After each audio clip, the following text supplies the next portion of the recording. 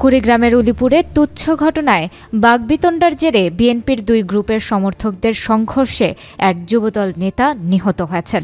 নিহতের নাম আশরাফুল আলম। তিনি উলিপুর পৌর শহরের কাজীরচক এলাকার ডিশ ব্যবসায়ী আইনাল হকের একমাত্র ছেলে। শুক্রবার সন্ধ্যা ৭টার দিকে উলিপুর থানা গেটে এই সংঘর্ষের ঘটনা ঘটে। পুলিশ সূত্র জানায়, প্রেমঘটিত বিষয়ে বাকবিতণ্ডার জেরে এই সংঘর্ষের সূত্রপাত হয়। থানার ভিতর মারামারি বাজছে, থানার থেকে ভাগে দিচ্ছে, ওদিক দিয়ে মারামারি করো। থানা এলাকা যদি একটা জড়িয়ে ভিতরে ধুয়ে তুলে হয় তাহলে হয়তো সেটা জানে ব্যস্ত।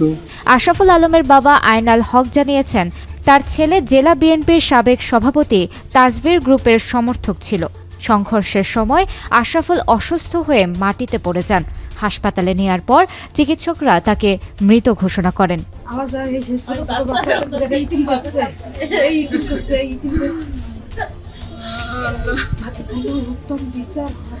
এদিকে নিহতের স্ত্রী সুমাইয়া ইসলাম সোমা ও বোন আফরোজা আক্তারের কান্না থামছেই না। নিহতের ছোট মেয়ে বাবাকে হারিয়ে শোকাহত। পরিবারের সদস্যরা এখনও স্বাভাবিক জীবনে ফিরে আসতে পারছেন না এই মর্মান্তিক ঘটনার পর। এই থানার মধ্যে ডাক দিয়ে নিয়ে যায় আমার ভাইকে মারছে। আমরা সকলেই দোয়া করি। নিহতের জানাজায় জেলা বিএনপির সাবেক সভাপতি তাজভিরুল ইসলাম উপস্থিত হয়ে শোক প্রকাশ করেন। এই ঘটনার জন্য দায়ী ব্যক্তিদের শাস্তির দাবি জানান। উলিপুর থানা পুলিশ জানিয়েছে, অভিযুক্তদের গ্রেফতারে অভিযান চলছে।